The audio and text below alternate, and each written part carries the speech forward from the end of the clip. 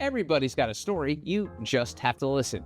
Hola, I'm Joe Pardavila, and this is Good Listen. And today, psychic medium John Edward tells his story. Now, me and John go way back, really far back. Back in the mid 90s, John was working in healthcare before he transitioned into a career as a full-time psychic medium. I, at the time, was producing a morning radio show in New York City, and John was an instant hit. He parlayed his radio success into New York into worldwide fame, appearing on every television show from Oprah to Drew Barrymore to every radio show that's ever come out of speakers. Nowadays, John Edward is continuing his pursuit to inform people about the afterlife and how being a psychic medium works. So I wanted to get him on the podcast to find out how he became a psychic medium. Hey, John, how are you? I'm good, Joe. How you doing? I'm excellent, and I'm so excited that you took time from your super busy schedule to pop on this podcast and reminisce with me. And I want to start by talking about our very first meeting. And Okay. I'm terrible at math, but it was probably 25 to 27 years ago when you walked into the doors of WPLJ Radio in New York City, and I was helping out a mutual friend of ours, Naomi DiClementi, on a Sunday show she was doing. And Yep. at the time, John, as you know, I was like this kid who was a former intern working my way up, and they're like, "You're going to help Naomi do this thing." And I'm like, okay, cool. So I would come in, get the studio ready, and make sure everything worked. And then here you come, and you're introduced as, I think, a nurse who's also a psychic. Uh, what do you remember from those early days before you essentially became a household name and you got to meet incredible people like me so long ago? Yes, indeed. We're going back to 1993. That's how far back we're going. So in 1993, my background is in healthcare. So I am a few credits short of a master's degree in healthcare and public administration. And while I was getting that degree in an accelerated program, I had always been doing the psychic work since I was 15. I had left the clinical side of healthcare, working as a phlebotomist, which is the person who draws your blood in the laboratory. And I moved into the administration side, which was at that time, the IT side of things. And I was working with an amazing lady. Her name was Patricia. And shout out to Pat. And Pat said, "You have to turn on WPLJ radio right now. Naomi DiClementi is getting a reading by a psychic, and it's not going well." And I was like, okay. And what had happened is Naomi had a reading with someone who gave her really negative information when she got engaged to Bob, her now husband. And I was like, "And Pat, you would like me to do what about this exactly?" She goes, "You need to call her and tell that's BS." And I was like, I'm not going to call up a radio station and talk to a DJ that I don't know and tell her that the reading I didn't listen to was BS. And Pat said to me, "Well, I was getting engaged." She goes, "Would you want somebody giving that type of bogus information to Sandra?" And I went, "No." She goes, "Would you want somebody affecting your potential relationship with Sandra like that?" And I went, "No." She goes, "Well, then you need to get on the phone." So she made me call the station. And the station, Anita, the receptionist, patched me through. And I wound up actually talking to Naomi. And I was like, "This is going to sound crazy." I go, "And you're probably the last person that's going to want to talk to me." I said, "Because you had a really bad experience with somebody in this field." I go, "But can I just tell you that I think what you heard, and from what I was told you heard," I go, it's not really true." And then I actually did like a mini reading for her. And I looked at their numerology. I looked at Bob's numerology. I looked at Naomi's numerology. And she says, "Oh my God, you gave me such peace of mind. Thank you so much." And that was it. I was done. I felt like I did my job. Simultaneously, I had been doing some different types of media here and there, and I was kind of like, you know, I was already known for doing the subject matter because I was doing this work since 1985. So it's almost a decade. I had built up a following by name in like the tri-state area, and then there was a PLJ signing, I think, at like either a record store or something on Long Island, and my friend Ernie and I walked into the store, and he goes, "Naomi DiClementi from WPLJ Radio is here." And I like remember looking at, he's tall. I looked up to him and I was like, why would you say? Now he had no idea I talked to her. And I said, Wow. "I actually kind of like know her." And he goes, "Let's go say hi." And I'm like, no. This woman's gonna think I'm now a stalker. Like I called a Right. radio station and now I'm showing up at one of these like radio station places that what do you guys call it when you guys would do like an in-store visit or something? Yeah, it was like a promotion, Yeah, record signing, that kind of stuff. Yeah, and I think Jackie was the person a that salesperson at yeah, PLJ. Jackie like walked over and there was another person that was there and like stopped me and then Naomi said, "Wait, are you John Edward?" And I went, "I am." And that's how I connected with Naomi. Now, simultaneously, I was invited to do something at a restaurant in Manhattan called Serendipity. And they had me do a like group reading in Serendipity. And that day Todd Pettengill called me. So Naomi had said something to Todd. Todd read something about me doing what I was doing at Serendipity, and he said, "Will you come on the show?" And it was Todd who actually brought me onto the show. Wow. Yep. And then that was it. We became like I was like your morning show psychic for 25 years. It was, and let me go back a little bit to that transition from the phlebotomist to Yep. the full-time psychic medium, because this is the 90s we're talking about. So the idea of being a self-made anything, content creator, influencer, that was not a thing. No. So how did you realize or come to the realization that, like, this could be my living? This is how I could support a family, raise kids. At what point in that journey did you realize that was going to happen? So it's interesting. You who knows me the longest, right, are asking me some of the best questions that nobody asks me like on this journey. So thank you. Um, my desire to do this professionally, like as my job, was non-existent. I absolutely actually said out loud, this will never be my career because I was working towards a career in healthcare in the business side. And my goal was to run hospitals and run hospital systems. And that's what my degree was in. So to me, I was raised like, this is something that I can do because it's my passion, but it's not my job. Like, you don't do this for a job. You don't do readings for a job. Like, let's be serious, be like responsible. So um, it got out that I was doing this, and somebody that came into the hospital recognized me. Oh boy. And that person said, "You work here?" And I nodded and I said, "Can you kind of keep this like quiet? Because I don't want people to know." It was a Catholic hospital. I was like, I don't want people here to know that I'm doing like readings. And he was like, yeah, no worries, no worries. Well, that didn't happen.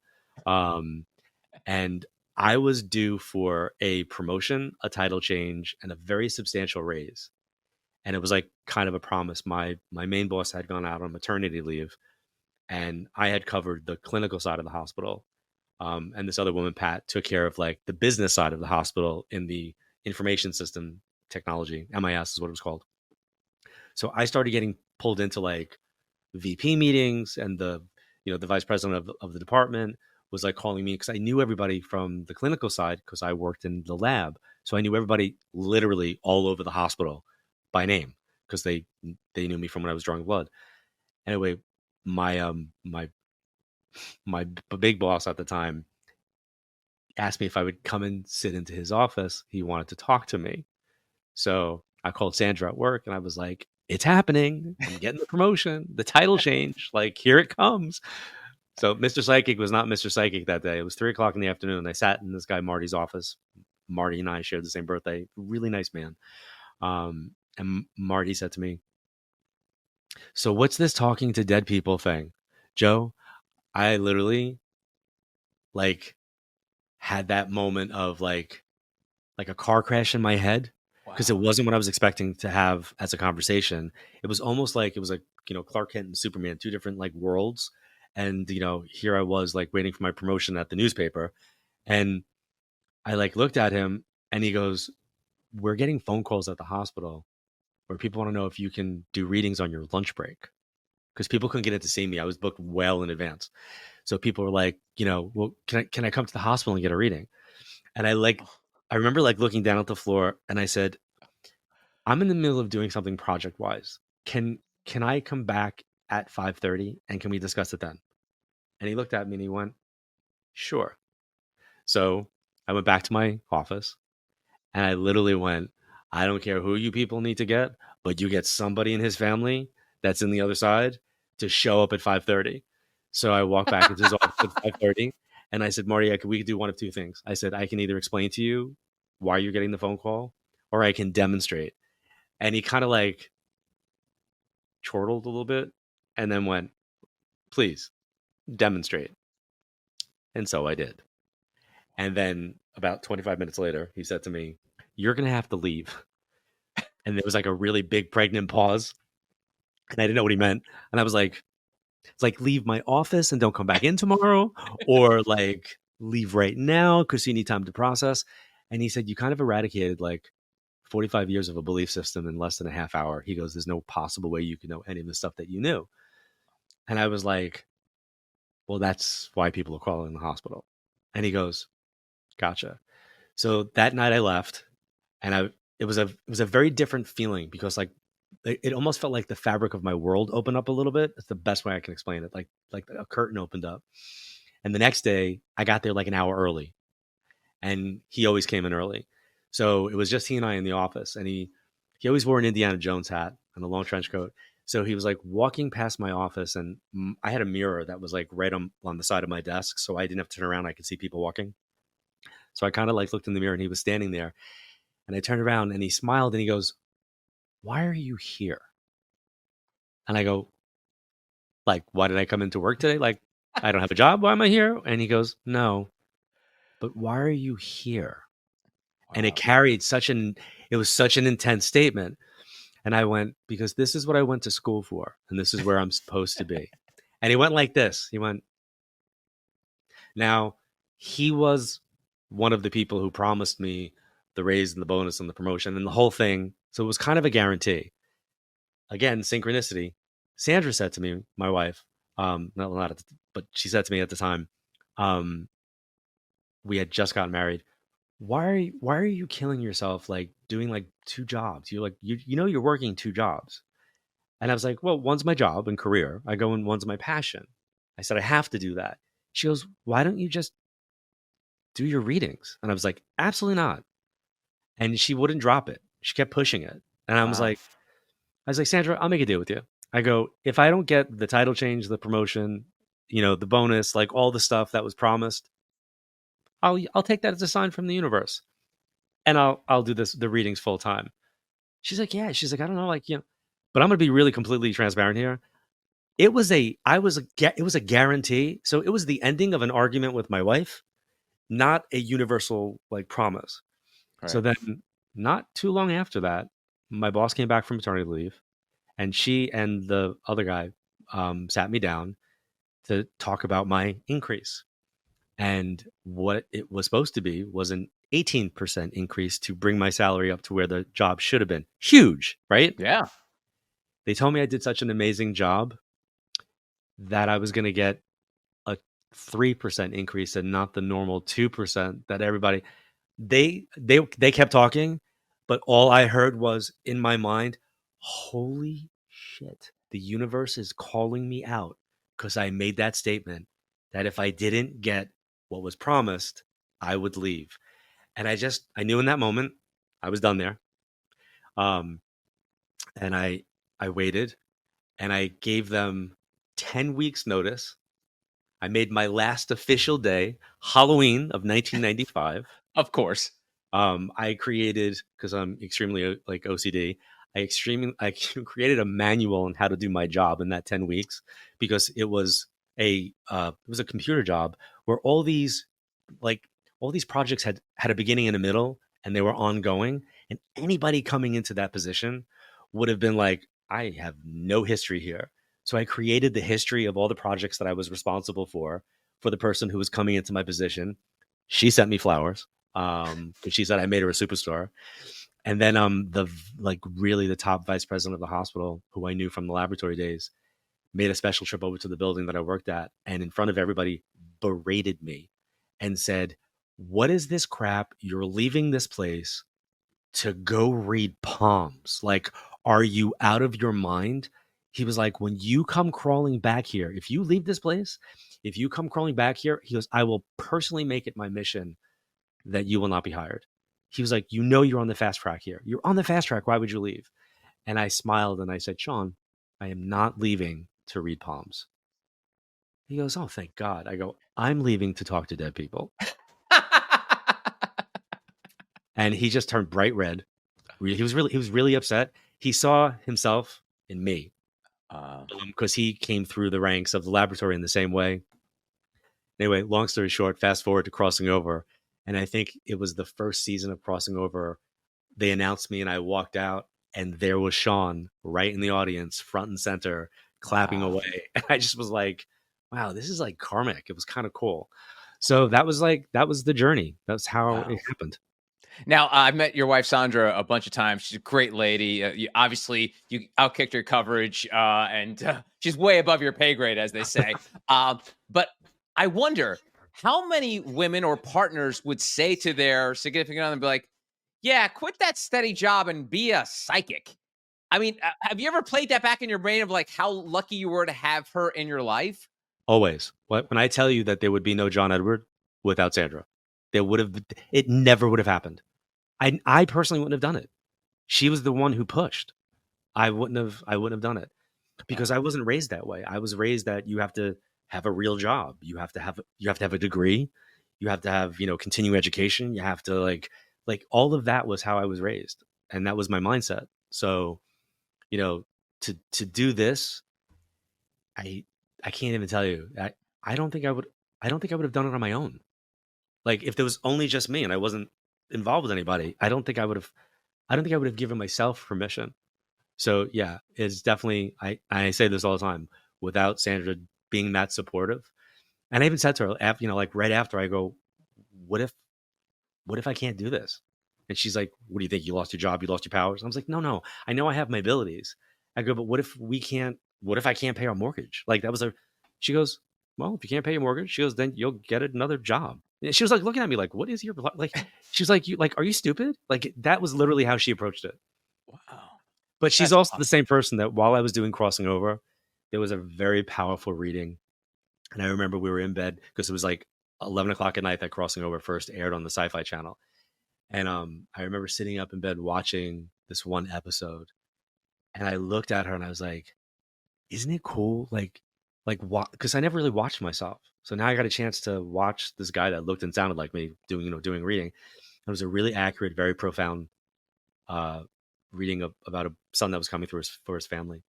And I turned to Sandra, I was like, isn't it kind of crazy that I got that?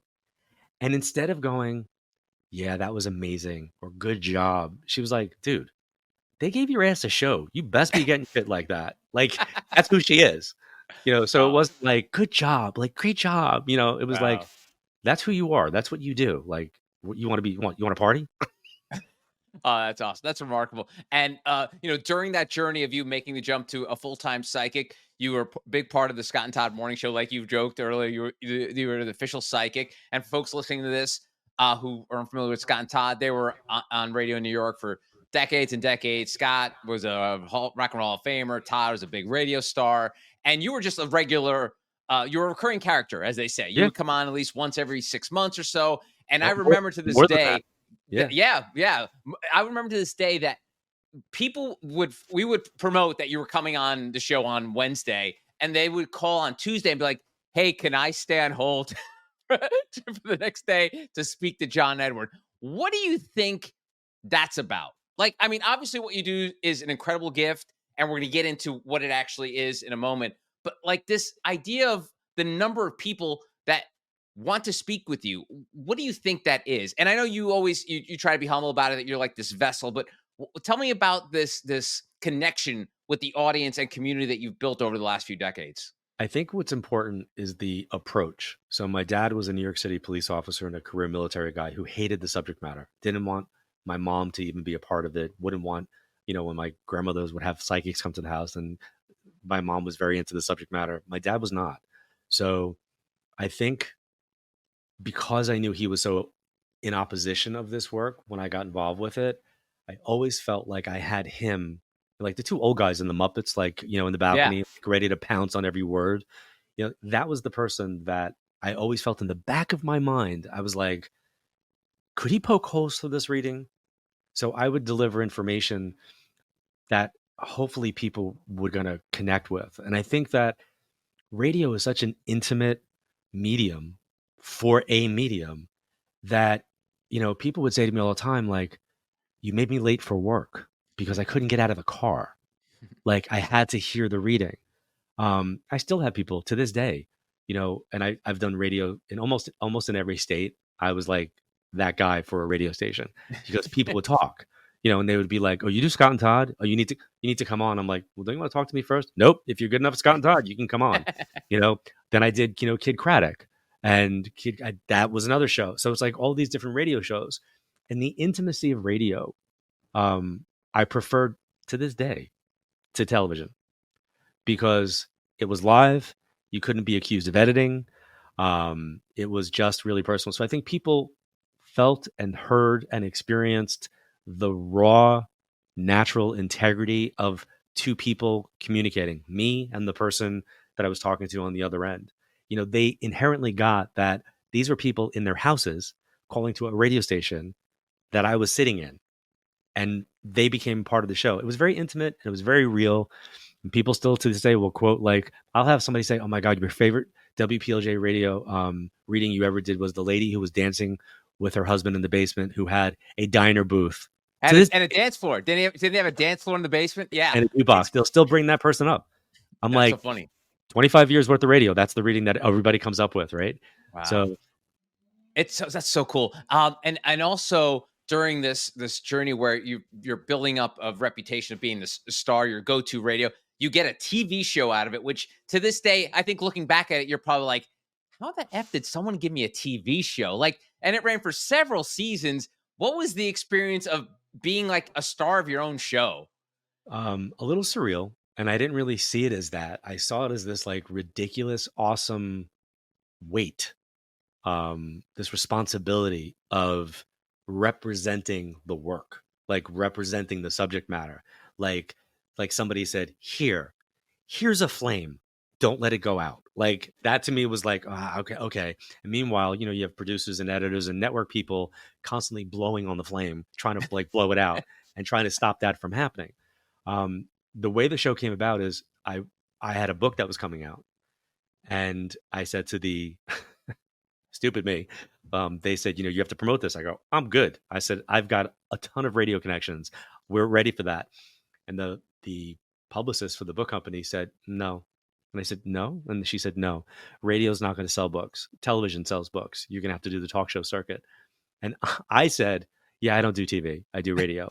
And she goes, oh, no, you don't do TV? She goes, well, if you don't do TV, she goes, we don't do your book. Like it was that like in my face. And I was like, okay, now I'm contracted to do this. Like this is part of my obligation. So I was just me. I literally talked to my radio producing friends and said, do you know people on the television side? And people did. So then I would I would call the producers and talk to the producers and say, are you open to having a conversation about the subject matter? And I wound up booking myself on daytime talk shows through that kind of connection because I wanted to make sure that they weren't going to blow out the flame, that they weren't going to put me in a circumstance that was going to be negative because I already had a career where I helped a lot of people and I didn't want anybody to see me in a bad light because it may take away from their experience. So I was very, very guarded about where I would go and what I would do. And I said no to a lot of stuff that people would be like, you did what now? And I'm like, no, it didn't feel right. So two of the producers that I worked with on like, the Lisa show and some other shows said, we want you to do your own show. I was like, oh my God, yes. I want to do a late night radio national call-in show. Can you do that? And they were like, no, we meant TV. I was like, TV? I was like, yeah, no. I was like, I don't want to do TV. I want to do radio. I like radio. I was a radio guy. That was my training. Yeah. And they said, no, we want to do TV. If we can't get you sold into television, we'll pursue radio. And I said, national radio? And they went, yeah. I said, because I could do local. Like, I want to do national. And they go, yeah, national, absolutely. I think I went to just a few meetings.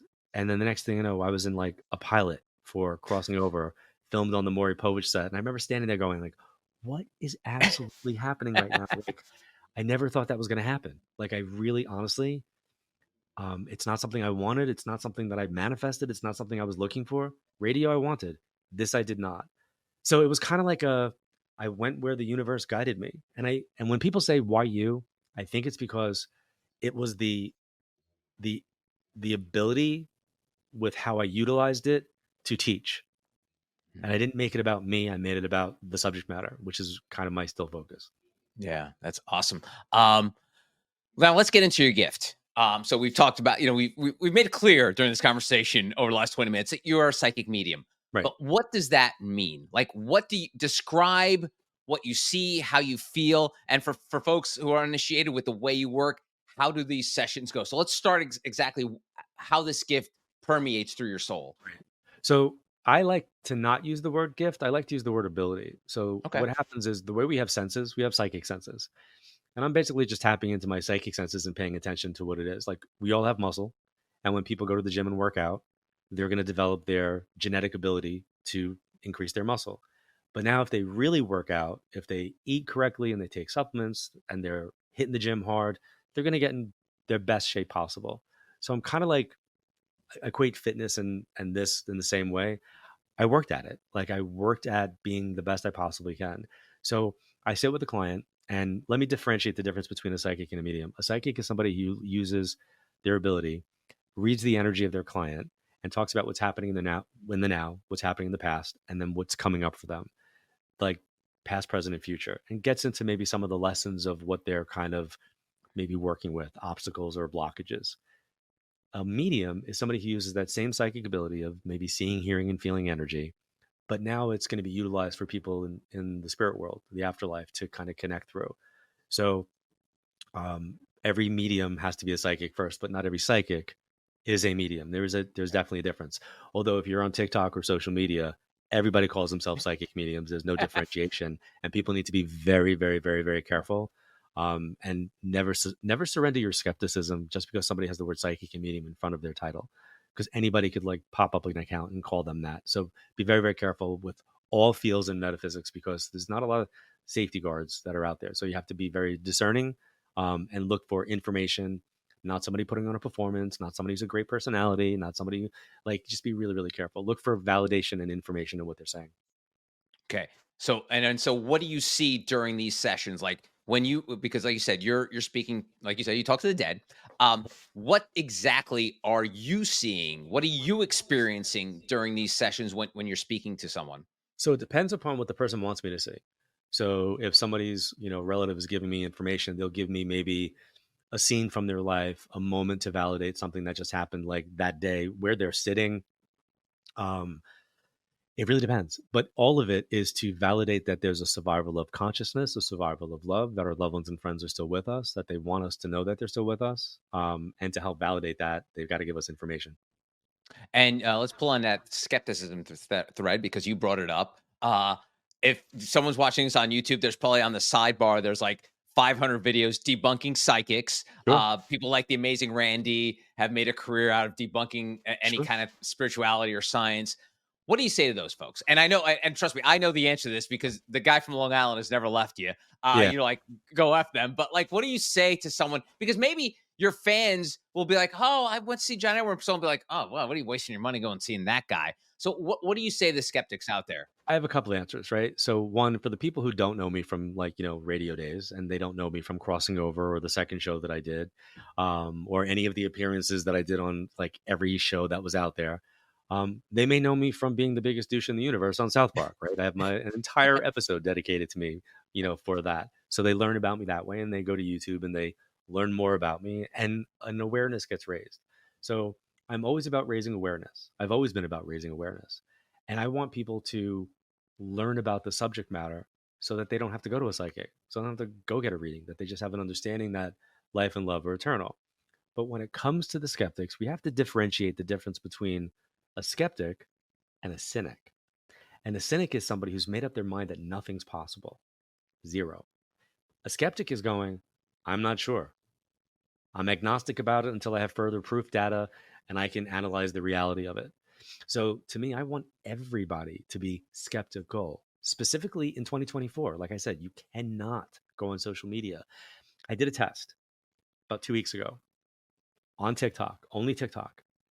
In a 10-day period while I was on the road, 84 live stream psychic mediums doing readings on TikTok. 84. 84. None of them I would watch. all of them, I was like, you've got to be kidding. Now, I I messed up my algorithm by actually doing that test because then they just kept coming and I had to go block, Right. Yeah. block, block, block. But I think it's really important for people to be skeptical. So I'm the person who's going to be like, listen, be objective, be skeptical, but also listen to the real people who do this because I'm not the only person. There are many people who can do this legitimately. And they're going to give information, not emotion. They're going to give facts and evidence that back up and support that there's a survival of consciousness. So there are people who are going to call themselves skeptics, but they're really cynics. And they're going to, say, oh my God, this guy was debunked. He was proven to be a fraud. He was this, he was that. Because anybody can say whatever they want to say. But the reality is, I'm one of the people who went to the University of Arizona and was tested 4 times, 3 official, double blind studies. And there's a book written about it called The Afterlife Experiments, written by Dr. Gary Schwartz. Now, to me, that was important to do. If somebody was saying, I want to like test this and do double blind studies with EEG and EKGs and all of that stuff, it was daunting, but I'm happy that I did it. Right. So I say to people when they go, where's the science? I go read that book. The studies are in there. So healthy skeptic is, I think, important. I think if you're a critical thinker in every field, I mean, we are living in my lifetime, probably the most divisive period of time I think I've ever seen, where everybody is a journalist, an epidemiologist, an analyst, a stockbroker, a crypto guy, like, a vaccine specialist, a political analyst, and a psychic. It's like everybody's got their ability to turn their phone on and become whatever it is that they want to be with not a lot of backing that up. So I think being skeptical is good. Awesome. One of the things you do, big part of it is, man, you're like the Rolling Stones. You travel all over the world. You do these live shows. I Yeah. got to experience one of them in Charleston last year, and it's really cool because people be like, "Wait, how do you see a psychic at a show? Is it one-on-one? How does he talk to everybody in the audience?" But tell folks, what do you hope to gain from those shows? Because I know when people go, they hope to gain hopefully a reading from you. But what is it that you like to impart when you go on the road playing all over the planet? But what do you feel is like your number one mission as when you walk out of that theater? I want to leave people better than I find them. I want to answer their questions about the concept of energy and the survival of consciousness. I want people to know that their loved ones and friends who are not physically here with them are still energetically present and that they're a part of what's happening now. So when you go, does my mom see this? Yeah, she does. Does my son see this? Yeah, he does. And here's the evidence to back that up. So when people come to an event, they're coming to a classroom. So I always tell people like it's you may find it entertaining, but I'm not an entertainer. I'm not a performer. I'm an educator. My job is to teach. That's what my goal is. That's what my intent is. Hmm. And one of the shows that I saw last year, you brought this up, and I'm not sure if you could talk more about it, but you, for years, you undercover under the darkness of night, you were helping law enforcement on cases. And one of these law enforcement officers was in the middle when you brought up of writing a book about his relationship to you Yep. while solving crimes. Yes. Can you just share that story with the folks listening right now? And how is that looking? And is that book going to be coming out soon? 2025. I just got off of a publishing call where we're talking about it. The title of the book is called Chasing Evil. I can't really say much more than that, but yeah, the title of the book is called Chasing Evil. And the entire story is in there. This gentleman came to me, ironically, Joe, because he used to listen to me on PLJ. Of course. He was angry that you guys had me on the show. So he decided that he was going to take it upon himself to expose me as a fraud and have me arrested. And that's how that came about. So he wound up coming to me. And long story short, I wound up working with him. I wound up reading for him the day that he came for me with the case. And it set up a really interesting dynamic because he became like, we're like the same age. I think I'm either a little older than him. He's a little older than me. I'm not really sure. But he became like a surrogate father figure because he was my dad. My dad was the police officer, career military guy. And here is an ex-police officer, now FBI guy, who's like got that energy. And I got a chance, I think, to work through some of my daddy issues Wow. with working with him. I know it was like it was very therapeutic. Like, I didn't want to open the door to my dad because we were estranged. So this is a way of working through that. So like I tell people, like, I practice what I preach. Like, you got to work on your obstacles and your blockages, and this is a way. And I said to him once, I go, "Can I just ask a favor?" And he's like, "Sure." I go, "Can you just not use my name anywhere?" And he laughed and he goes, "Use your name." He goes, "Dude, I don't want to get effing fired." He's like, "I'm not using it anywhere." He was like, "Nobody's gonna know about this." And then here we are 25 years later, he retired from it. And he was like, "I kind of feel like I need to tell this story." And I got that because the way that I needed to kind of engage with him on that, like that kind of way, um, there's this the case that he came to me on. It's that, it's that big case, that big story, that big albatross. And I think this book is a way of him releasing that. So it's therapeutic for him. So an amazing journey. But I was never public about it. I kept it really quiet because I was concerned about my own safety, to be honest. I'm actually, honestly, I'm a little apprehensive still for certain things of my own safety. Wow. Speaking of safety, I mean, is it an issue? I mean, because the fact that you're so you're not holed up in some sort of fortress on Long Island. You, like I mentioned, you travel a lot. Is that something that I mean, again, we're New Yorkers, so we're always thinking that someone's out to get us. But you doubly so because of what you do. Is that something you fear for? Maybe, and obviously you have family and kids, so maybe that even doubles down on that. But how do you feel in terms of your own safety? I don't give it, I'm not too worried now. I mean, I had some issues when I was on television. People say, "Do you miss TV?" I'm like, "No." Like, no. Um, it's kind of like I remember I was with the producer of Crossing Over, the woman who actually sold the show, and we were at Universal, and Harry Potter had just opened up, the Harry Potter Land, whatever it is. Yeah. And we were standing there. So here's the psychic guy in like the wonderful wizardly world of Harry Potter. So people would be into like the subject matter, and nobody cared. And she like looked at me and she smiled, and I was like, "What?" And she goes, "You're loving this right now. Like nobody's bothering you." And I went, "Nope." And I was like, "Adora, nobody cares." And she literally laughed and went, "That part should bother you a little bit. Just so you know." She's like, "Just let you know." She goes, "It should bother you just a little bit." And I was like, "I understand what you're saying." I go, "But to be able to walk somewhere with my family again, to be able to be there and people not, just I don't miss that part." Yeah. So like I was very excited to have the opportunity to do it. I kind of wish I wish the me of today can go back to the me of then and say, "I know all your trepidations and fears, and you're trying to make sure that the flame doesn't go out, but try to have fun while you're doing this." Because I didn't. I Mhm. can't say I enjoyed it. I can't say that I took the opportunity to go, "Wow, this is cool. Like this is fun." To me, it was like really stressful. Like it was a like you know me, so Yeah. like I think in the 25 years of doing the station with you guys, I personally asked to meet one person the entire time that came into the show, just one person, and that was Barbara Eden. That was the only person I wanted to meet. All the celebrities I that dream came, of Genie for everyone under 40. yeah, But like Barbara Eden was the only person like I just loved Barbara Eden as a kid, you know. And Sandra needed to meet Rick Springfield, and there's a funny story. of course, we went on the cruise. We had that little rock and roll cruise. Yeah, Yep. I mean, do you think about I mean, I guess now you have more self-awareness than you did as a young person. We all do, hopefully. Yep.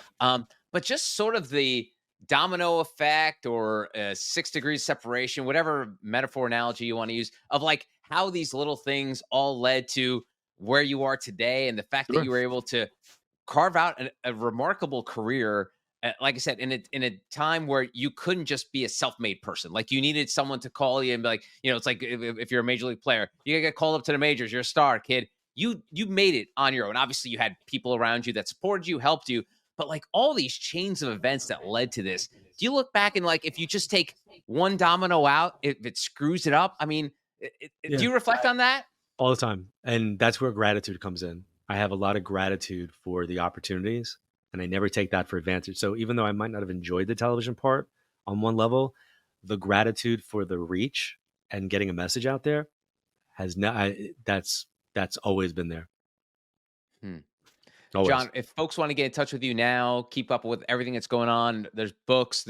I know you have a huge online community. Where should they start if they want to get introduced to John Edward? So there's two places that they can go. The first place is always my website, which is John Edward, no S on Edward, johnedward.net.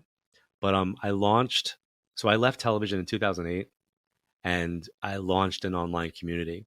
And I won't bore you with all the details because most of it didn't work. But in the last 18 months, it's working. And it's called evolveplus.tv. And I have my own channel on this platform. So there's a lot of stuff on here, but on my channel specifically, I go live. I actually do readings for people. I answer the questions. There's a whole series on how to develop your abilities, which would normally be like a $1,200 in-person workshop. That's on there. A lot of my books are on there. So it's like one-stop shopping for all things that are connected to the subject matter. And that's at evolveplus.tv. But then there's a channel called The Orbit where there's astrologers and numerologists, tarot folks that are on there. There's a channel for mindfulness called, I'm going to lose my thinking, Mindless to Mindful with a brilliant teacher named Melanie Whitney.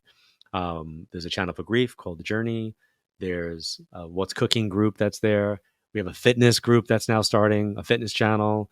So it's a very robust life evolving application and platform. And people can set up their own profile like it was Instagram or Twitter. But it's no politics, not religious, not divisive. It's like a really cool sanctuary. And people can go live there. So it gives me this kind of radio station vibe back feeling again. That's so cool. I want to just end on this. Did you ever crunch the numbers and be like, would I have made this much money in healthcare if I stuck to health?